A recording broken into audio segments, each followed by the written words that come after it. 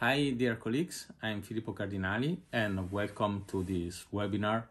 The topic of the webinar will be the shaping. And in this webinar, I'll try to share with you some knowledge and some tips and tricks on how to get respectful shaping of the root canal system. Shaping is a really important part of the endodontic treatment. It's really important to carry out properly the shaping to get a positive outcome of the endodontic therapy. But we should never forget that shaping is just one out of 8 stages of the endodontic therapy.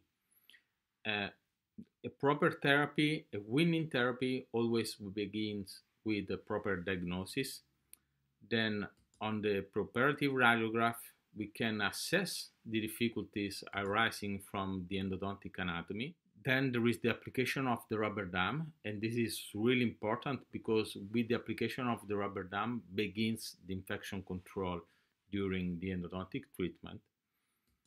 Then there is the access cavity, and as you can see, just in 5th position, we have the shaping, followed by the cleaning, the obturation, and the restoration. And then it is really important to follow up our cases in order to assess if there is something to change in our diagnosis, in our shaping strategy, obturation, and so on, in order to assess even the outcome of the therapy. It is clear that if our aim is to increase the success rate of our endodontic treatments, we do hardly work in all the stage.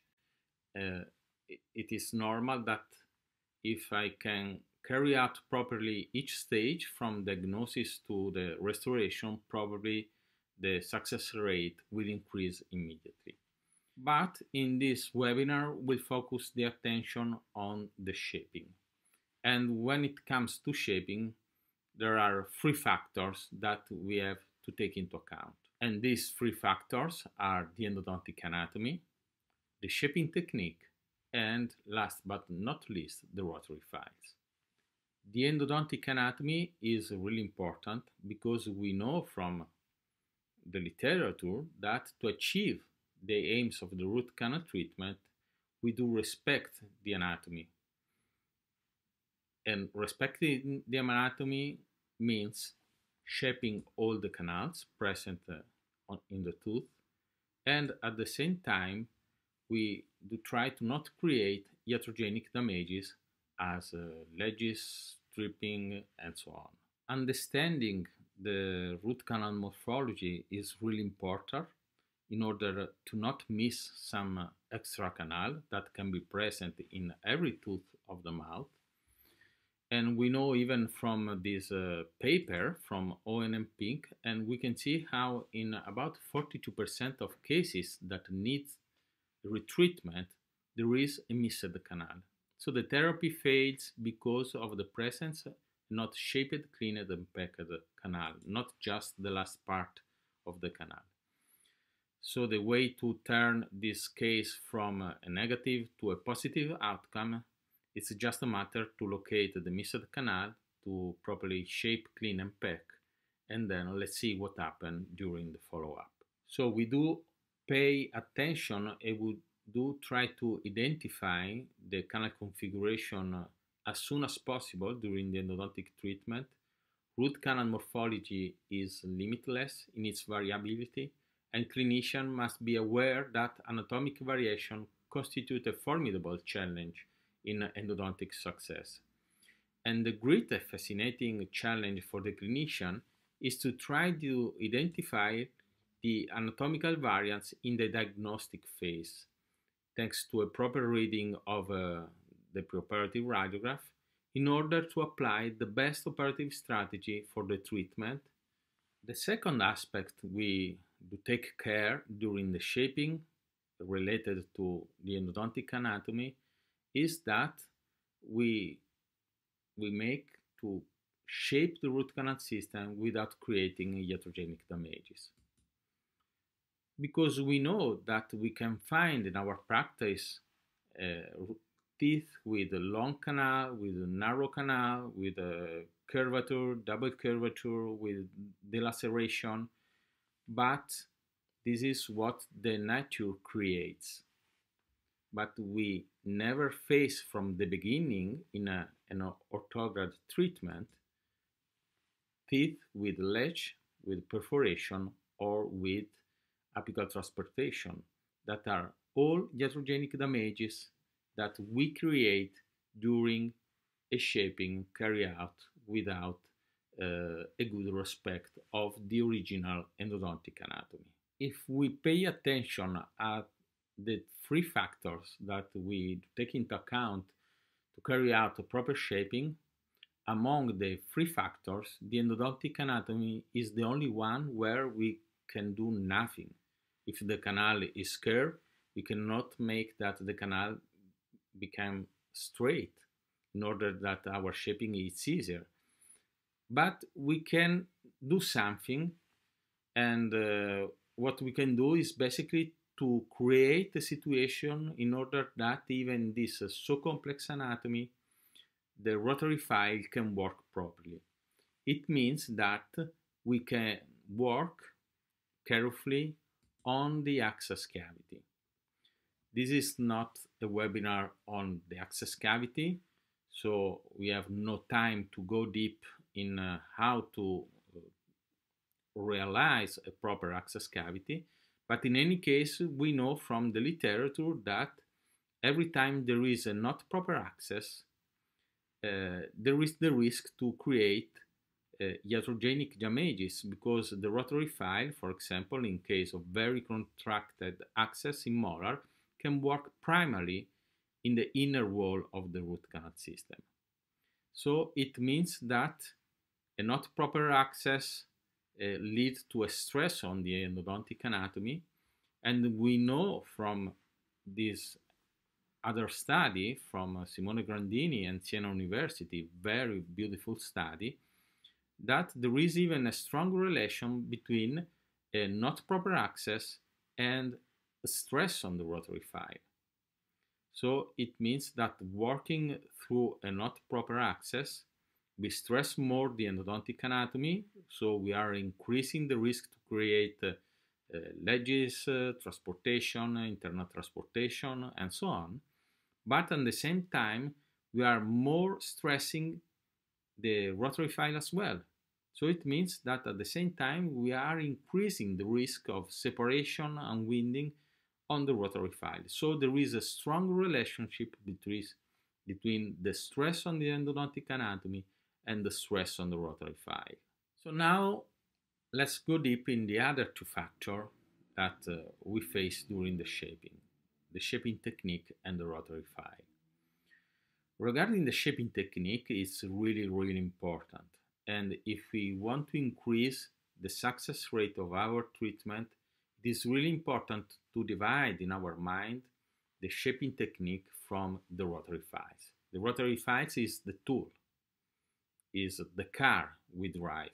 The shaping technique is how we drive the car.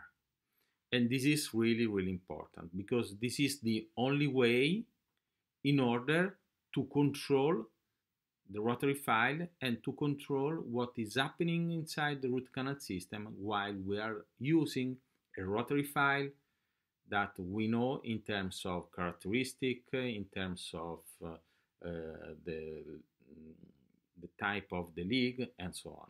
And when it comes to shaping technique that we can use with a nitrile rotary file, we know that basically we have these three techniques: the single length, the step down, and the single file. Some of this technique is strongly related to the rotary file system.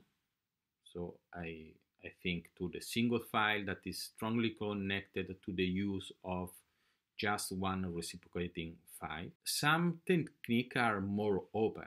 The approach to the canal of the other two techniques, the single length and the step down, is to use multiple files to get the final result during the shaping, in order to divide the effort of the shaping among more rotary files.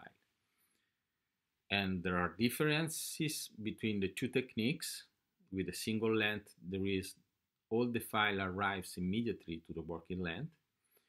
The step down is a sweet approach to the apical third of the root canal system. You can go deep in literature to understand the advantages of disadvantages of each techniques. But what is my suggestion is to make a choice about one technique, because basically most of the operators are using a limited number of files and generally just one shaping technique. So regarding the choice of our group in relation to the technique, we prefer to have a sweet approach to the root canal system. So, and when it comes to have a less stressful as possible approach to the apical third of the root canal system, it is clear that the less stressful technique is the step down technique. The step down technique was introduced in the early 90s with manual instrumentation by Cliff Radon and Michael Shanambro. And as you can see, there are different steps during the shaping. There is the scouting, the preliminary enlargement, then the working length registration, and then there is the shaping of the middle third, and just at the end, the file arrives to the apical third. In literature, you can find a lot about this technique, and you can appreciate the advantages. Now, what we have to do is to move from concept to tool regarding the step down technique. So we can easily divide the root canal system in three thirds: the coronal third, the middle third, and the apical third. And the treatment begins with the scouting. The scouting is carried out with a very small file, 06, 08, 10, no more. And it is the first touch with the endodontic anatomy. So from the scouting that we do carry out without forcing the file inside the canal, we can understand if we are going to deal with a narrow anatomy, with a large anatomy, and is carried out with a watch winding movement without forcing, never forcing the file in apical direction. And it's not my intention now to arrive straight to the working length. The following phase of the step down technique is the preliminary enlargement. And this is very important because we know that most of the benefit of the step down technique arises from the preliminary enlargement. The enlargement of the coronal third is called flaring, and generally the flaring is carried out in the first 5-6 millimeters of the root canal system. Then we can register the working length with a small file without forcing, always with a number 8, with a number 10, and so on. Then it is important to verify the presence of the glide path. When it comes to glide path, there is a little bit confusion in terminology. Glide path means that a small file can follow from the orifice to the foramen, the root canal system, without any problem. So is a smooth flow from the orifice level to the foramen. But it's not related to sizes. After the glide path, there is the shaping. The shaping is the final step of the shaping, sorry for the repetition, and we'll carry out this part of the endodontic treatment using rotary file, of course, specific rotary file. So now we do move from concept to tools. We know how we can find in the market rotary file designed for the flaring that works just in the first 5-6 millimeters of the root canal system. They are called the flarer or opener, and generally the tip is between 17 to 25, and they have generally a big taper. Regarding the working length registration, it is really important to use the apex locator and then to confirm the working length if you want with an intraoperative radiograph. There is a synergy between the apex locator and the intraoperative radiograph. The apex locator gives us a number about the length of the canal we are dealing with. The intraoperative radiograph shows us the endodontic anatomy and show us the position of the foramen. So this is so they are not in conflict, but there is a synergy, and we can get information. Sometimes the information we get from the apex locator are more than enough to carry out properly the treatment. Sometimes we need an intraoperative radiograph to understand the real anatomy and to understand why we can face, for example, some problems during the shaping. Then we need to create the glide path. As I told you before, glide path means that there is a smooth tunnel from the orifice to the foramen. The terminology is not linked to excisions. When it comes to rotary instrumentation, it is important that this tunnel, this glide path, is functional to the rotary file I'll use for the shaping. So that's why, in order to create this situation, we need rotary file studied for the glide path, and generally they have a small taper, they have a high flexibility, and the tip is between 13, 17, and they have more or less all these characteristics. And then at the end we can use one or two, sometimes three, rotary file designed to complete the shaping in the apical third and in the middle third. Especially in a very narrow anatomy, even if we work very well with the flaring, it is difficult to reach the working length, and it is especially difficult to make that a file 13, 3%, 4% can create the glide path for the shaping files. So another things that we can do in this case, so I'm thinking to curve and very narrow canal, is to carry out the pre-flaring. We'll see later the pre-flaring. It means that we're starting using immediately, before flaring file, the same file that I'm going to use for the glide path in order to enlarge more, not just on the coronal third, but even deeper in the canal, in the middle third, in order to ease the following steps, especially the working length registration and then the glide path creation for the shaping files. So, and as you can see, this is, if you think well, the approach of the step-down technique is to divide the effort among more files. And when the case is complex, so the same file work more times, but for a short time and with a short charge of work, in order to not be too much stressed, in order to avoid separation, but especially because we know that there is always a relation between stress on the rotary file and stress on the endodontic anatomy. So at the same time, we are reducing the risk to create iatrogenic damages.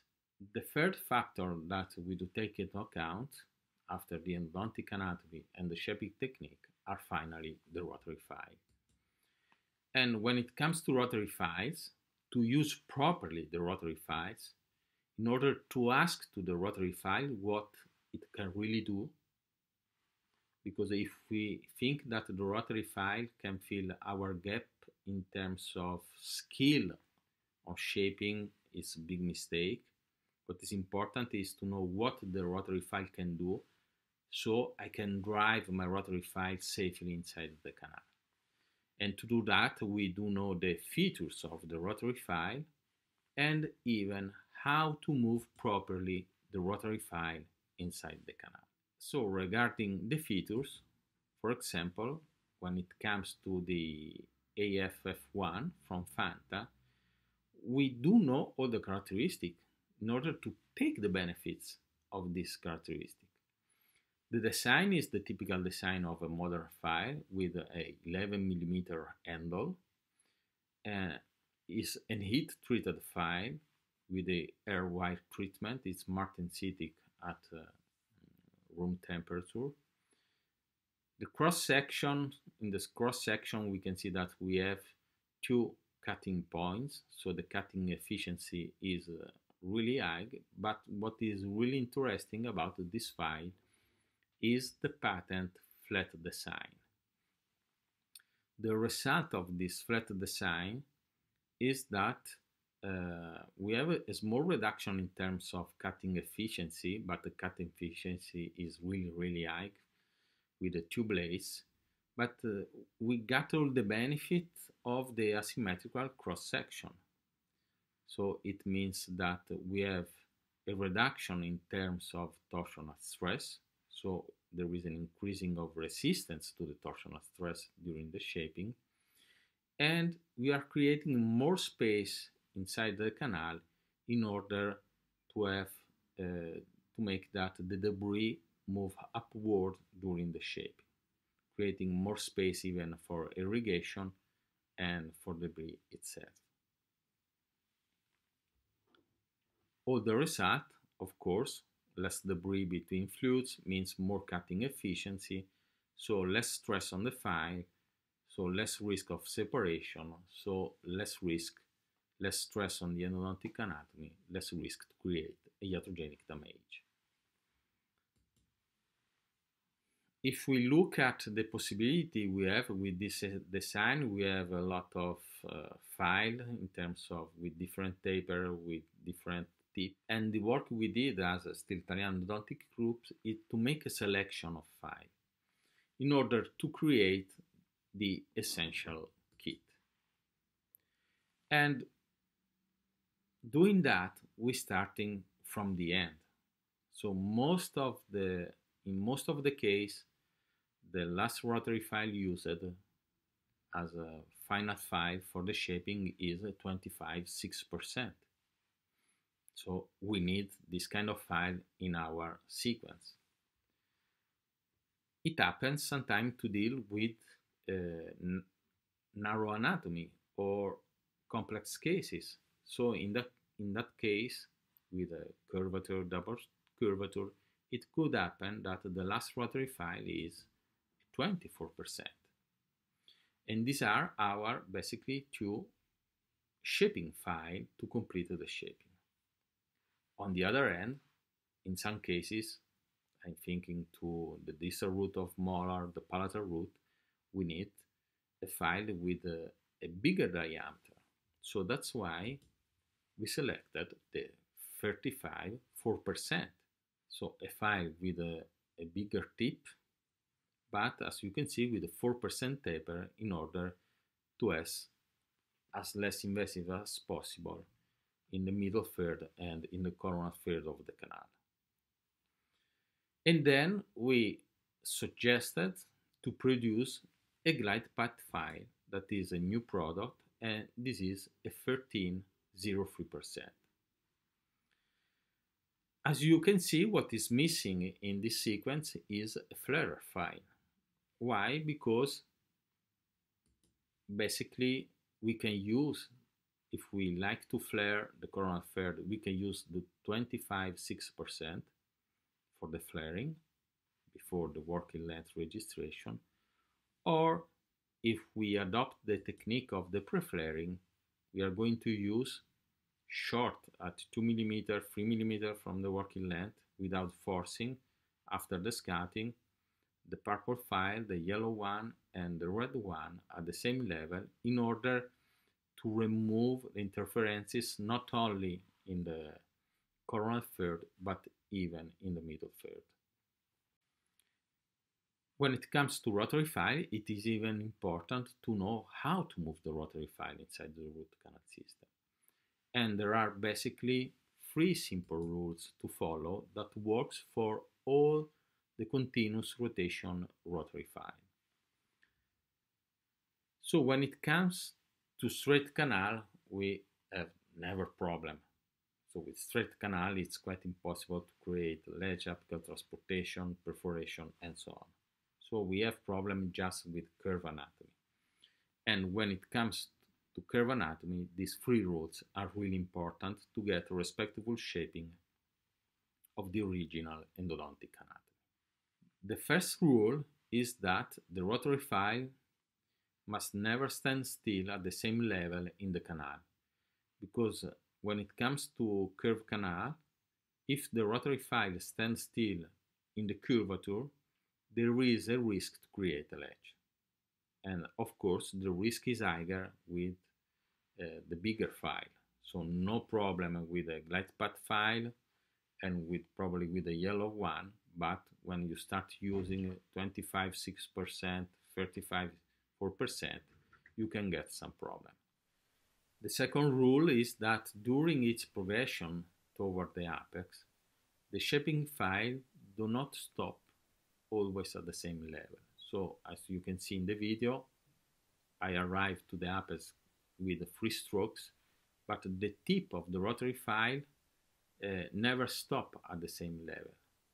It moves always a little bit forward up to arriving to the apex.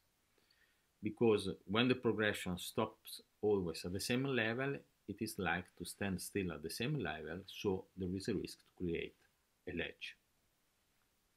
And the third rule is that when the rotary file arrives to the working length, we are speaking about shaping file, especially the 25 and the 35, it printed its shape in the apical third, so its work is over.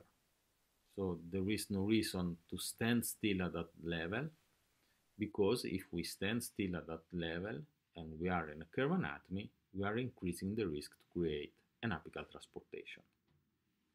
And we get the same result if we go several times, 3 times, 4 times, 5 times at the working length with the shaping file. So regarding the step down technique, remember please that this is a pressureless technique, because our philosophy is to stress as less as possible the root canal system. And we do apply this philosophy, we can apply this philosophy using the essential kit from Fanta. Let's see the sequence. This is the sequence we can use for most of the case, so we can carry out after the scouting flaring with a 25-6%, then to register the working length, and then to verify the presence of the glide path and moving forward to the shaping with a 24% taper file and then with a 25-6%.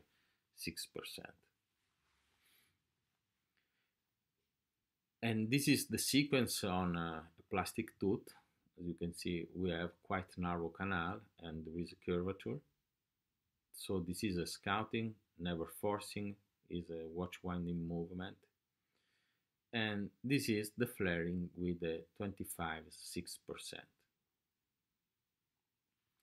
The file works just in the first 5-6 millimeter in order to remove the coronal interferences that are present in the coronal third. It's working with a brushing action, of course. So now, once the coronal interferences are removed, I can arrive deeper and I can register my working length. Once the working length is registered, I do create or I do verify the presence of the glide path. And to do that, we can use the new 1303%. always without forcing the file, and as you can see, is a sweet approach to the optical third. The file arrived deep, so I go back with the rotary file and I move forward a little bit. The progression is a sweet progression and I never stop at the same level during the progression. And I'm going to apply this shaping technique, this way to move the rotary file, even for the shaping with a first with a 24% taper, and then with the final file for the shaping that is 25.6%. When it's possible, I like to arrive to 25.6% because it's a very good space that helps even the cleaning and then even the obturation. And now in the video you can see that I'm using the red one,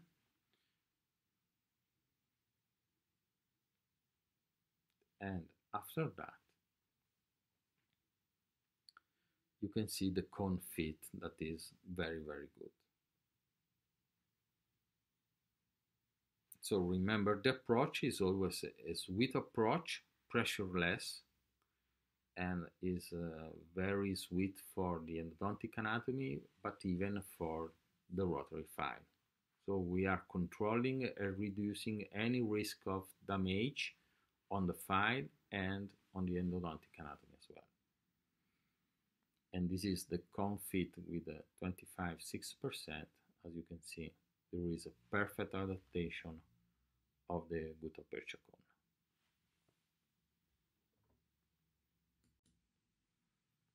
And this is a clinical case, just the last part on this first mandibular molar, where I used for the final shaping the 25.6%. And now you can see the good management of the debris on the file. But we'll see later other videos. It could happen that after the 25.6%, we have the feeling that we need to enlarge more the apical third. For this reason, you can find in the kit and you can use in your practice the 35.4%. As in this case, where I used this file in all the 3 roots of this first molar. When it comes to a very easy case, so it means that you can understand immediately from the scouting that the number 10 is super loose, and the number 10 is super loose at the working length.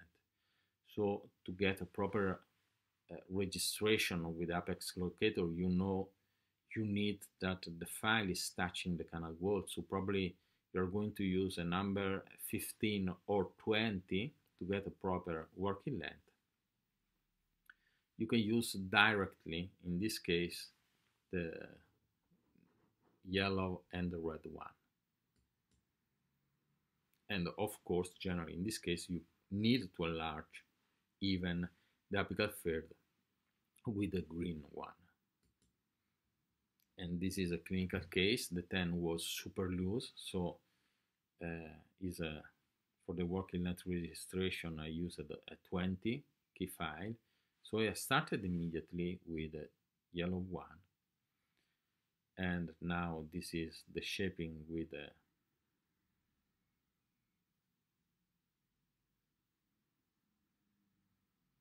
red one, and you can see, thanks to this flat design, the management of the debris, it means that the cutting efficiency inside the root canal system is always good.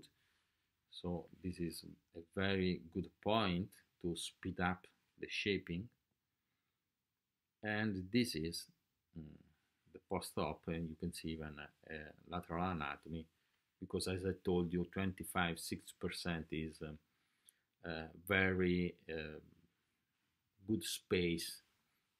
We have good dimension to arrive deep with our sonic, ultrasonic tip, with our needle for irrigation, and so on. So when it comes to challenging anatomy, what we can do? we can use the same sequence without any problem. This is always the same approach.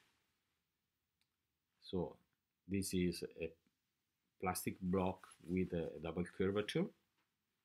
So there is always the scouting. You can understand from the scouting immediately that the anatomy is complex. So you can start with a flaring with a 25-6% in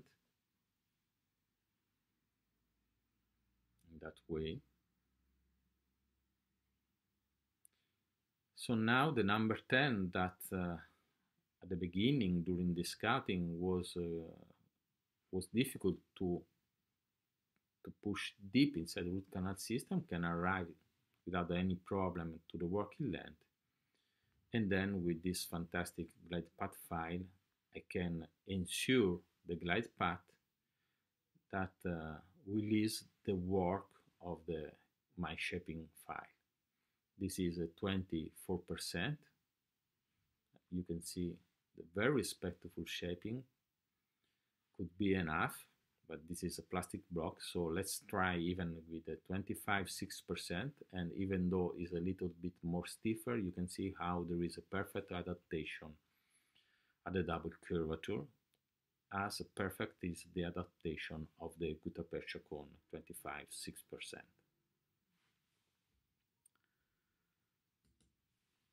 Let's raise the bar using this plastic tooth, the UFO number 10, that is very, very challenging. There is a double curvature, and the curvature, the first curvature is between the coronal third and the middle third, so is the most dangerous curvature for a rotary file, because during the final shaping, the rotary file will address that curvature with a quite big diameter. And we know that the bigger is the diameter of the nitro rotary file, the less is the resistance to the cyclic fatigue.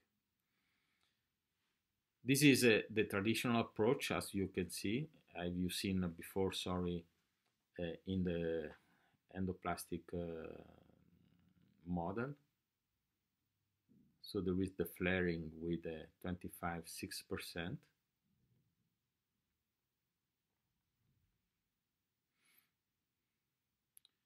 So now after the flaring, I cannot change the endodontic anatomy, as I already told you at the beginning of the presentation, but I can try to ease the work of my file.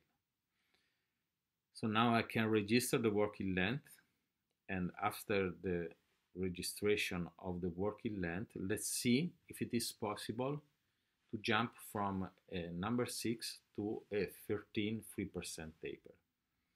And this is possible because thanks to the flat design, there is a very good progression of this file, even in this kind of anatomy.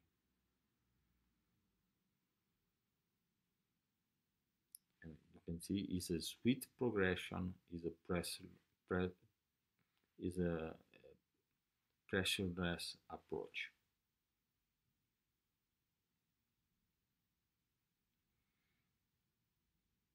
So now it's time for the shaping with a 24%. You can see how now this, after the proper job of the glide path file, the 24% taper rotary file can work without any kind of problem in both canals. In a clinical setting could be enough. We are playing with a plastic tooth, so let's see what happens in this kind of anatomy even with a 25-6% taper. You can see here I'm still using the 24%, the strong curvature, double curvature of this plastic tooth. And after the 24% taper, the 25-6 can arrive without any problem. And creating a very good space for a proper fitting of the gutta percha cone. So honestly speaking, in a clinical setting, when it comes to this kind of anatomy, nowadays I prefer to use the pre-flaring approach. So it means that after the scouting, I can arrive, I don't know, with the scouting without forcing, without any effort, at 3-4 millimeter from the working length. I bring at the same level the purple one, the yellow one, and the red one. In that way, I'm going to remove the interferences not only in the coronal third as for the flaring, but at the same time even in the middle third. So it will ease the registration of the working length, of course, and will ease then the glide path creation and the final shaping. This is a clinical case. The mesial root were very, very narrow. And this is the video. I can arrive at 3 millimeter from the estimated working length with the manual file. So I place the stop at the same level. And you can see this is an advantage of this file. I can bend a little bit in order to ease the penetration, the insertion of the tip of the file in the mesial canal. This is very, very comfortable because sometimes it is difficult to insert a 25 length rotary file in a mesial canal. And I can do the same even with the red one. So now I created a good pre-flaring, and so then I can move forward, and this is the final, the post-op radiograph. So you can see respectful shaping even in these two narrow canals. And that was my last slide of the presentation. I really thank you for your attention, and if there are any kind of question, I'm at your disposal. Thank you so much.